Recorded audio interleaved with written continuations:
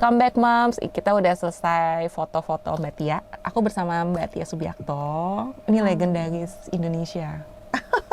Halo Mbak Diana, aku belum se-legend itu sih. Akan menuju legend ini. Legend. Filmnya udah banyak soalnya. Iya betul. Apa kabar Mbak Tia? Alhamdulillah baik. Lagi sibuk apa ini?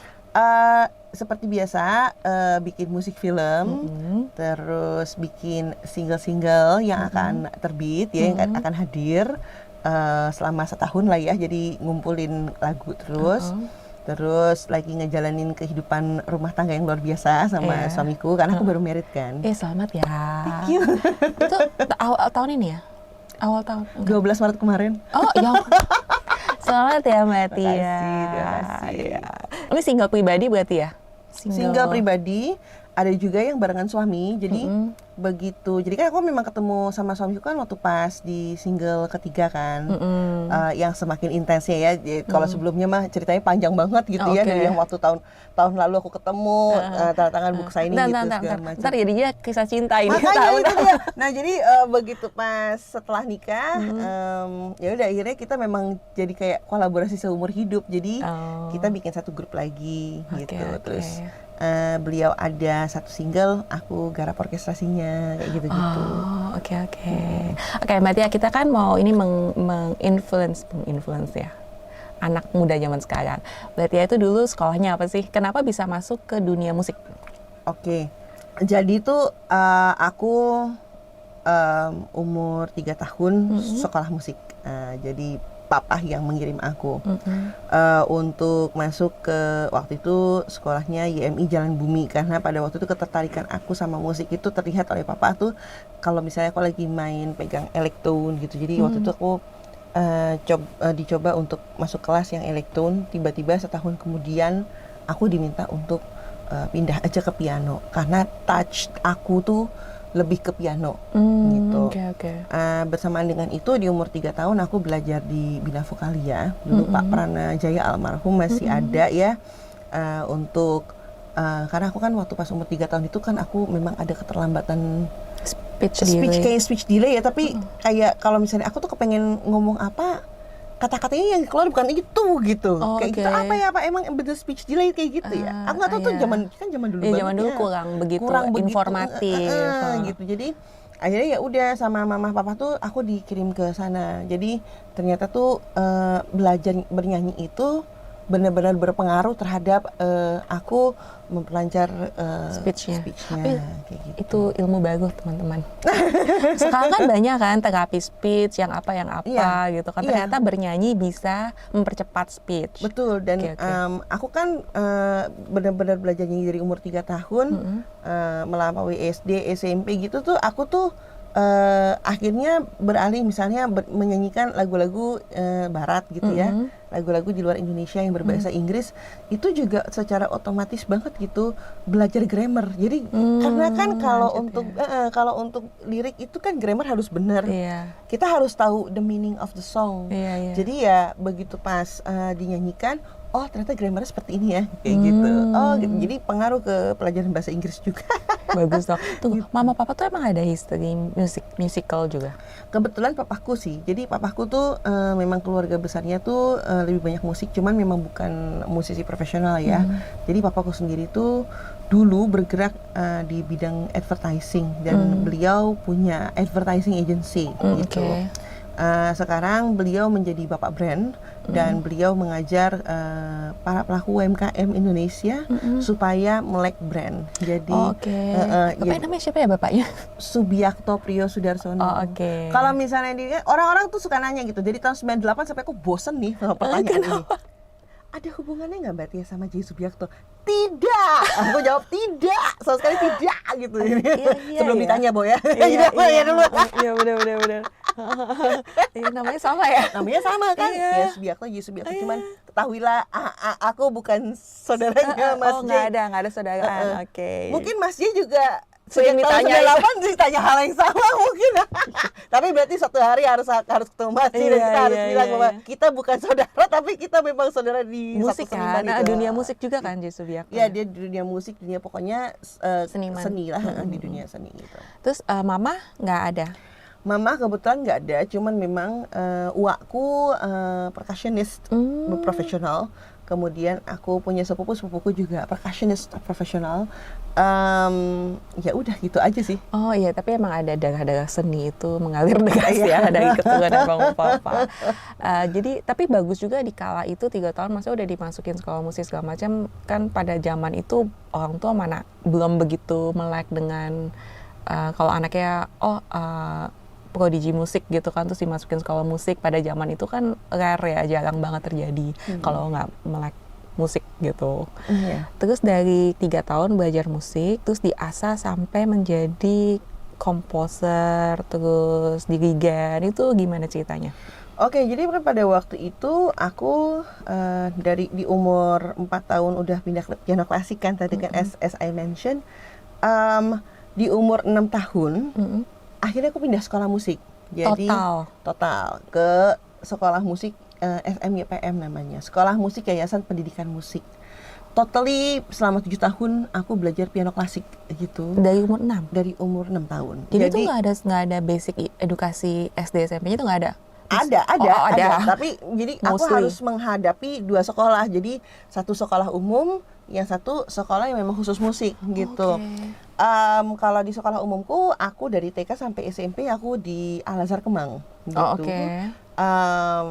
Yaitu kerjaannya tuh kalau misalnya aku ujian sekolah umum, ya itu awal pelajaran sekolah musik gitu. Kadang tuh nggak ada libur ya, jadi misalnya kayak yang waktu bulan Juni Juli itu anak-anak harus libur gitu, ya aku sekolah musik. Terus nanti aku ujian, nggak taunya sekolah umum pertama kali masuk, jadi nggak ada libur sama sekali gitu, bener-bener yang nggak penat gitu, nggak pengen holiday gitu. Anak kecil kan? Sekali-sekali aja holiday sama papa, cuman jarang gitu. Jadi itu kalau nentuin holiday gimana tuh? Ini masuk, ini enggak masuk gimana tuh? Paling sehari 2 hari, 3 hari lah rata-rata bolos gitu. Cuman biasanya kalau misalnya papa atau mama ngajakin, kita holiday gitu, lebih banyak spend time untuk nonton konser. Jadi nonton konser yang memang kita harus menontonnya. Misalnya ada satu penyanyi yang it's worth to watch gitu. Kayak waktu Michael Jackson konser di Singapura, aku nonton. Itu semi edukatif ya. Semi edukatif. Semi edukatif. Terus kalau kayak Al Jarreau gitu, konser aku harus nonton. Gitu. Bahkan waktu itu aku inget banget tahun 95, aku sama papa tuh sekeluarga karena aku kan bertiga ya sama adik-adikku, berdua adikku. Paling tua? Aku paling tua. Nah, diajak ke Den Haag. Waktu itu untuk nonton North Sea Jazz Festival. Jadi emang bener-bener, ayo Tia, kamu harus ngeliat gitu. North Sea Jazz tuh seperti ini. Dan aku juga aku juga nemenin waktu itu kontingennya Om Abang ya, Elva Sesiori ya, bareng-bareng gitu. Karena beliau juga main kan di North Sea, jadi ya udah kita nontonnya sekalian, ngelihat waktu itu kan tempatnya di Kongres Kebau gitu, ngelihat satu jazz ini dari ini kan seluruh dunia kan kalau North Sea itu. Ya, it's so excited. Itu waktu itu umur berapa ya? Aku waktu pas itu 95 aku SMA. SMA itu berarti 15 tahun ya. Gitu. Tapi tetap dengan pelajaran musik dan pada waktu SMA aku memang sudah mulai bikin band barengan kedua adikku. Nah, kebetulan adikku yang laki Dion itu drummer, adikku yang perempuan Sati itu keyboardis gitu. Sampai akhirnya kita sempat main di Jak Jazz tahun 96-97. Nama bandnya apa? TNT Explosion. Mbak Tianya sebagai singer? Enggak, aku main piano. Aku kan basicnya piano, jadi ya aku main piano, gitu. Pada waktu itu ketertarikan kita itu lebih ke fusion, lebih ke Latin, fusion Latin, kemudian funk. Gitu ya, kayak gitu-gitu. Ya anak SMA lah ya, segitu. Anak SMA segitu begitulah. Iya. Dan pada waktu itu sebenarnya aku tuh kepengen banget gitu pergi ke Boston, kepengen belajar, jadi maksudnya pengen nerusin kuliah di sana. Cuman memang papa tidak memperkenankan, mungkin karena aku perempuan kali ya. Oh, nggak boleh keluar. Nggak boleh keluar. Terus udah gitu ya ada rasa khawatir lah orang tua ke anak perempuan gitu. Sampai sekarang juga sih. Ya, selalu itu. Selalu. Akhirnya begitu lulus SMA aku langsung terjun ke dunia musik profesional. Jadi di tahun 97 aku bikin-bikin jingle gitu. Karena memang papa narik kan daripada akunya bener-bener niat pergi ke Boston belajar. Ini kasih kerjaan deh. Kasih kerjaan makanya bener gitu. Nah itu dia. Jadi berawal dari situ jadi as a Jingle jingle pertama maker. apa? Aku nggak bisa sebut merek ya, Oke. tapi waktu itu dalam rangka pitchingan. Jadi memang agensinya papa tuh mau ikutan pitching dan dia butuh jingle untuk bisa di-present supaya goal kan gitu. Itu jingle Goal. pertama aku. Goal kok, goal. Tapi memang memang bahannya nggak dipublish kan gitu. Iya, Tapi iya. memang untuk presentation goal. Gitu. Berarti udah banyak banget ya jinglenya yang udah dihasilkan. Sejak tahun 97, Bu. Lumayan. Nah, terus dari jingle akhirnya gimana tuh? Tahun 98 pada waktu itu zamannya marketing PR gitu kan. TPR ya. Jadi di mana si papaku bilang, udahlah yuk kita bikin orkes. Udah orkes. Oke, jadi dirigen. Dirigen, jadi konduktor. Konduktor, oke. Jadi konduktor tahun 98. Pada waktu itu memang musisi Indonesia, para musisi Indonesia yang senior tuh pada shock semuanya. Hah? Siapa dia gitu. Oke. Terus umur 19 tahun, gue gak pernah tuh gaul sama dia, gitu-gitu lah. Ya itu mah Skeptik publik ya. ember. Tapi Terus, aku menunjukkan loh aku bisa kok, this is my passion gitu. Yeah. Ya udah akhirnya aku terus memang beberapa konser lanjut sampai akhirnya aku memutuskan untuk berdikari. Jadi bikin studio sendiri di tahun 2005 dengan peralatan yang sederhana, belum di sini tapi di tahun 2005 itu di daerah Prapanca pada waktu itu dan struggling sendiri. Apa namanya? Ya itu 3 bulan nggak dapat kerjaan, bulan keempat baru dapat. terus kayak dapat gede gitu. Sekali Biasa gitu seniman kan gitu kan. Seniman kan gitu. Terus kayak dapat gede tapi off-nya banyak. Nah awalnya dari pada waktu itu kan udah masuk tahun 2000-an itu zamannya iklan itu dari jingle base berubah menjadi TVC scoring ya, karena kan memang mereka berubah menjadi storytelling. Jadi mau nggak mau jatuhnya ke musik tuh TVC scoring, mesti ngikutin cerita kan gitu. Nah waktu itu ya itu awalnya tuh aku ngejin itu TVC scoring ya dari teman-teman yang pernah jadi director terus pernah kerja bareng aku, ayo Siti ayo sini gue bantuin gitu kayak gitu. Sampai akhirnya 2007 aku dapat satu kesempatan aku masuk dunia film. Jadi film pertamaku waktu itu Sang Dewi. Waktu itu direkturnya Mas Dwi Ilalang dan itu sutradara. Ya memang beliau jadi sutradara pertama kali banget juga gitu. Jadi benar-benar pertama kali ngedirect ya itu Sang Dewi itu gitu.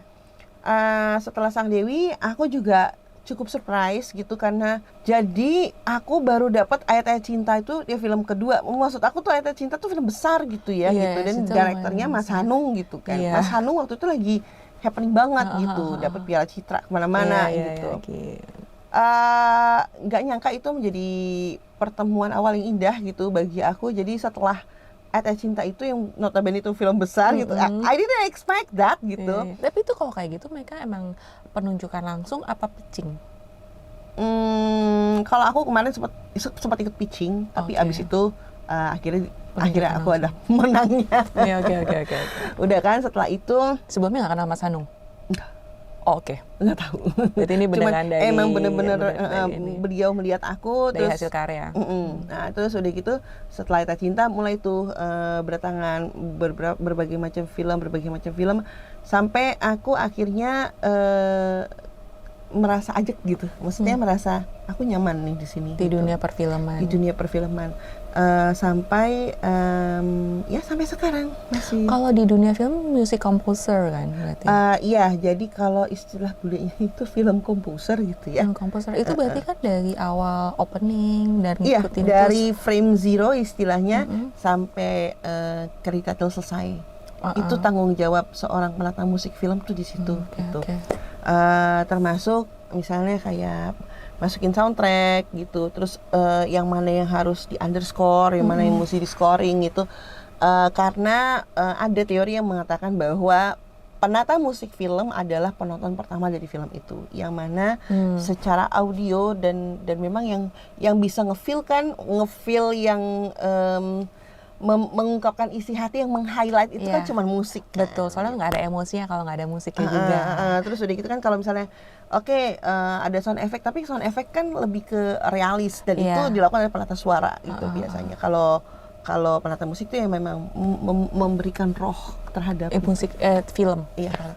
Ada film yang paling berkesan? Semua film berkesan sih, Bu.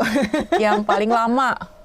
Oke, yang paling, tapi memang ada beberapa yang buat aku tuh, gila ya, ini unforgettable moment banget. Aida Cinta tuh salah satunya. Sang Dewi tentu ya, karena film pertama. Sang Pencerah. Sang Pencerah, karena pada waktu itu aku mencoba untuk eksplorasi budaya Jogja. Terus udah gitu Perempuan Berkalung Sorban. Itu Mas Hanung juga kan? Mas Hanung juga, jadi kayaknya semua film Mas Hanung. Kayak Mas Hanung udah kayak Hopeng. Awal udah sengoh.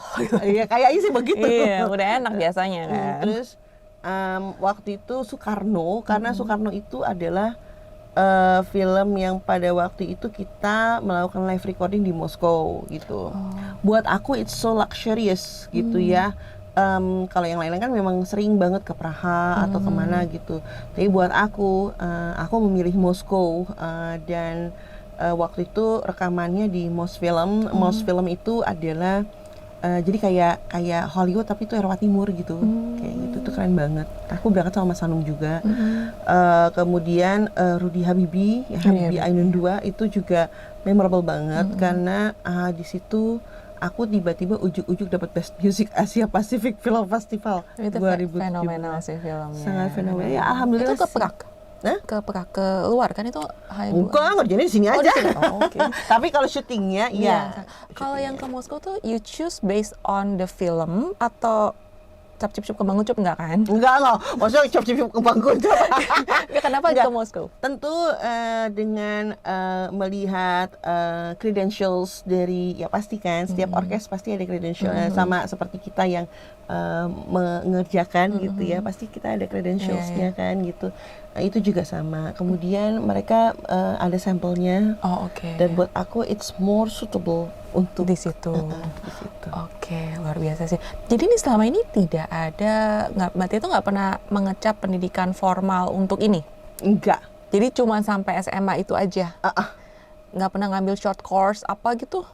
Short course, karena memang akunya sendiri tidak kuliah, jadi akhirnya aku malah jadi pengen belajar banyak gitu. Kayak teoritisnya gitu ya? Iya, kayak secara teori. Aku senang banget baca buku.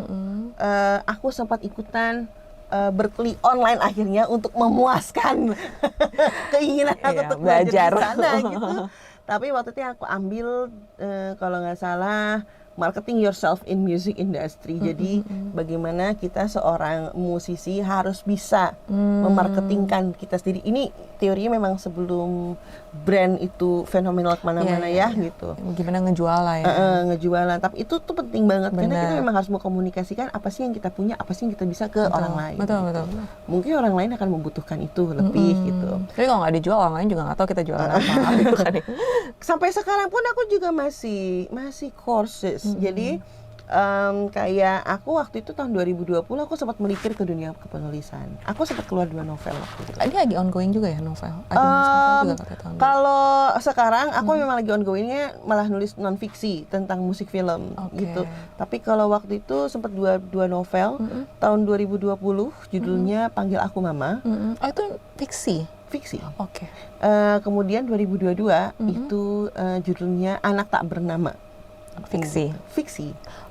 Nah, yang ketiga nih mau coba non fiksi tentang musik film karena kepengen berbagi, I want to share with everyone gitu. Iya, tapi bukan autobio ya, masih belum biografi gitu. Enggak, aku belum sampai situ, maksudnya kayak aku belum pantas untuk sampai situ karena eksplorasi aku masih banyak. Itu yang kayak tadi aku bilang, begitu melipir ke dunia kepenulisan, aku ambil short course tentang kepenulisan, aku tertarik dengan kepenulisan skenario, akhirnya aku ambil screenplay gitu.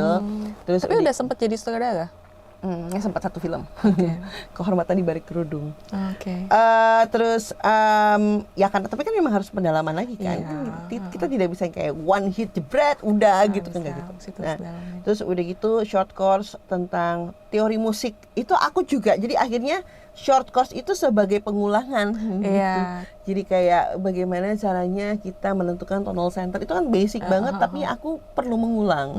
Kemudian tangan dada, 1 crash, 1 mall, 2 crash, 2 mall gitu. Padahal, aku seneng banget gitu. tapi padahal udah hatam ya. Udah, tapi tetap aja seneng belajar itu. Iya. Paling nggak Gitu. ada teorinya lah ya.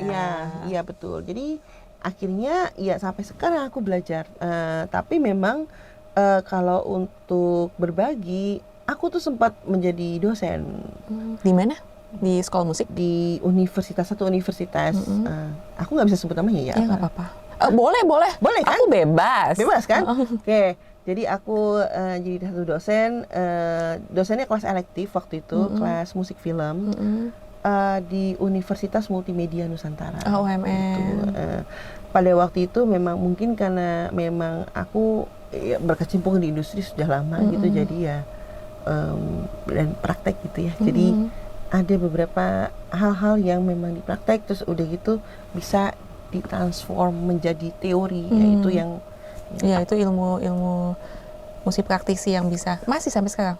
Enggak, sekarang off dulu karena lagi ngurusin film lagi. Berarti kemarin tuh dosen tamu atau dosen tetap? Dosen tidak tetap, jadi part time lecturer jatuhnya gitu. Okay. Beruntung tuh yang kuliah pada waktu itu. Tapi sih rasanya kepengen ngajar lagi gitu Okay. ya. Nantilah bismillah ya. Aku juga kepengen punya kelas sendiri sebenarnya. Okay. Karena aku tuh kepengen banget bisa berbagi sama musisi-musisi yang kepengen banget bisa bikin musik film gitu. Jadi I want to share gitu. Kepengen banget karena kan dengan kita berbagi berarti kita mendukung regenerasi dunia musik film. Itu yang aku ambil hikmahnya di situ. Iya, bener-bener kalau enggak ada generasi baru nih, ntar jadi YouTuber semua, Bu. Iyalah. Itu di UMN tuh kan Universitas Multimedia kan ya. Mbak Tia tuh ngajarnya emang ada musiknya di situ. Jadi kebetulan di UMN itu ada prodi film dan animasi. Oke. Jadi makanya masuknya ke kelas elektif kan, karena khusus untuk membahas musik film. Tapi musik film itu adalah bagian dari animasi film gitu dan animasi. Gitu. Aku mau nanya 2. Satu, jinglenya ada yang bisa disebut nggak namanya apa? Ini nggak apa-apa nyebut. Aku sih nggak apa-apa sih. Emang nggak boleh ya? Nggak, waktu pas yang ada sempat ada satu itu kan karena takutnya kena sponsor apa gimana gitu. Jadi kalau jingle tuh sebenarnya banyak gitu. Yang happening aja Mbak. Yang happening tuh mungkin bidangnya kali ya. Produknya sendiri ada yang properti. Satu lagi sarung. Oke. Sarung. Itu mereka berdua itu, jadi jinglenya itu berdua itu cukup lama. Jadi kalau yang satu sempat jadi, kalau orang-orang bilang lagu aja bioskop. Kalau yang satu tuh memang berasa tuh kayak mau lebaran apa segala macam, sampai memang dibuat versi Malaysianya gitu. Kalau yang satu lagi yang sarungnya gitu. Itu kalau dibuat versi Malaysia, come back to you juga? Enggak, ke musisi sana cuman minta supervise aku gitu. Paling supervise-nya kalau jadi segala macam ya udah. Oke. Itu sekarang masih jingle udah enggak? Ambil yang composing aja kan, composing udah menyita waktu. Masih. Oh masih? Masih. Okay. Aku mah apa aja aku mbak. Gak apa-apa Mbak, saya juga. Oke, baiklah. Terus kalau dari musik ke penulisan, jadi nulis itu tuh kok bisa, emang sih sama-sama seni ya, tapi kok bisa tertarik ke dunia, dari not balok ke dunia ABC? Oke, karena pada waktu itu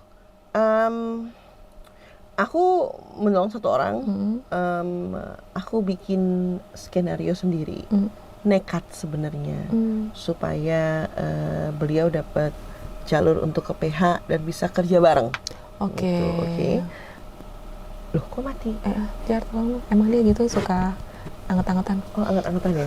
Oh, anget-angetan. Oke. Atau Yeah. ini nanti bisa diedit kan? Iya. Oke. Jadi apa namanya? Itu salah satu skenario. Jadi satu skenario itu aku tawarin nih ke produser lain gitu kan. Dilalah pandemi. Begitu pandemi, aku akhirnya memutuskan untuk memindahkan wahana. Jadi pindah wahana dari skenario ke novel. Makanya akhirnya tepatnya tanggal 20 Mei 2020 pada waktu itu launching novelnya gitu. Itu mumpung pandemi juga ya, semua slowing down. Semuanya going down. Tapi aku mungkin lebih memilih ke dunia kepenulisan. Menarik karena biasanya aku harus bercerita melalui musik. Ini bercerita melalui kata-kata. Bagaimana caranya pembaca bisa melihat, oh suasananya begini ya. Tapi melalui deskripsi kata itu tidak gampang, Bu, ternyata. Lebih gampang kalau kita pasang kamera, ini fotografinya begini, ini depth of field-nya segini, segala macam. Lebih gampang begitu. Lebih gampang begitu, benar.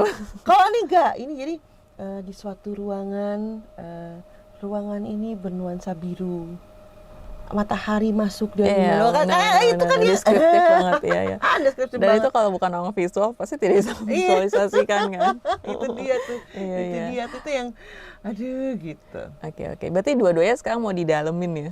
Dua-duanya iya, pasti kan kalau pendalaman itu berarti kita lebih kepada belajar. Kalau kata orang tua bilang, belajar itu tidak boleh berhenti. Belajar itu harus sampai liang lahat gitu. Jadi I won't stop learning. Selama dikasih kesempatan. Betul, selama dikasih kesempatan. Seperti aku di bulan November tahun lalu itu aku merilis single juga kan, awal merilis single.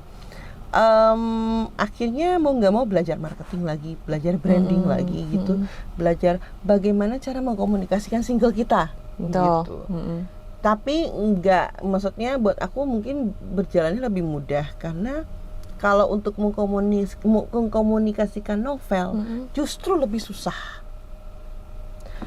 Jadi ada aku dapat satu info gitu dari salah satu penulis senior. Jadi menurut satu badan dunia bahwa Indonesia menempati urutan kedua dengan minat baca terendah. Jadi itu lebih sulit kan kita novelnya bahasa Indonesia terus gitu kayak yang aduh ayo dong lo beli novelku, kan nggak mungkin begitu ya, beli novelku nggak kan, emang harus gimana caranya supaya orang tertarik gitu. Itu itu susah banget dan lebih mudah untuk mengkomunikasikan single tentunya. Iya, karena didengar ya. Betul. Nah berarti ya cita-cita yang belum kesampaian. Bikin sekolah musik, tapi sekolah musik khusus musik film. Belum ada ya? Belum ada. Maksudnya belum ada yang kalau perempuan yang bikin. Mungkin kalau yang laki ada, tapi yang perempuan belum. Itu berarti after SMA jatuhnya kuliah? Belum tahu, makanya tapi yang penting kepengen banget punya sekolah. Sekolahnya itu menyangkut musik film production, terus kemudian branding dan hubungannya dengan musisi gitu. Aku pengen banget punya sekolah itu. Iya, koneksinya ya gimana caranya. Iya. Anak-anak ada yang ngikut nggak?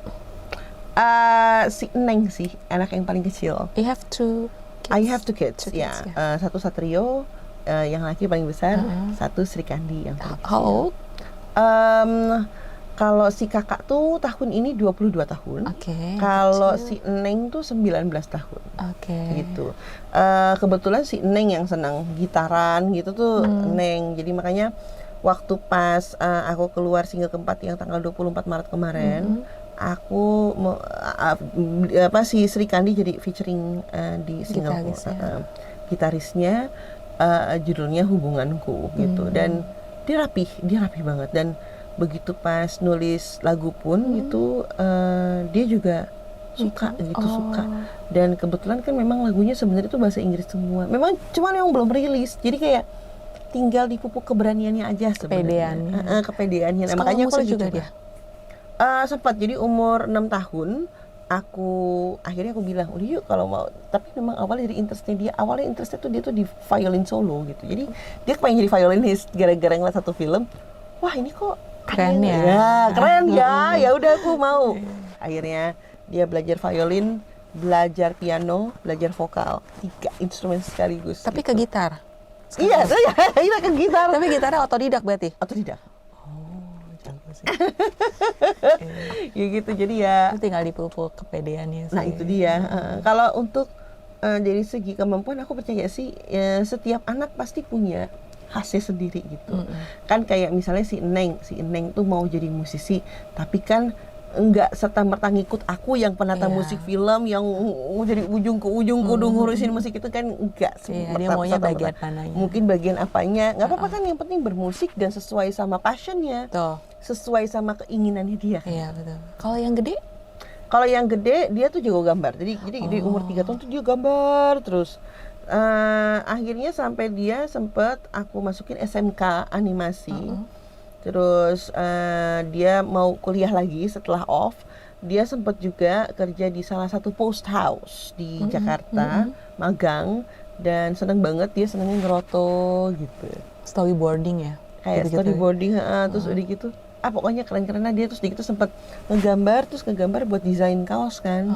Jadi dia kerja bareng sama satu distro kecil lah gitu. Terus ya itu, terus dia ya seneng banget. Oh, aku dari desainku aku dapat sekian nih mah, wah gitu. Walaupun mungkin mungkin kecil mungkin ya. Ada bangganya, satisfactionnya. Itu yang kita cari kan. Kita sebagai orang tua pasti bahagia kan kalau anak kita bahagia gitu. Seniman semua nih ya Bu? Seniman semua. Ya darahnya sih udah seniman sih.